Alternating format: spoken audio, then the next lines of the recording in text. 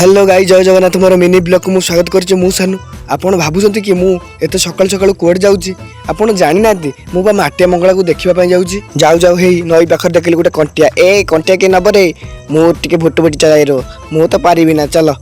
मु vote voter बसी पळी आसिली माटिया मंगला पाखकु नई एपट को आसी ऑटो पाई गली ऑटो पाई की ऑटो रे बसी मु पळी आसिली माटिया मंगला पाखकु मां को गेट को एंट्री कली एते दिन पर मां को पाखु आसीछि टिके भोग राग तो नहीं जीवा भोग राग कहीदेली कि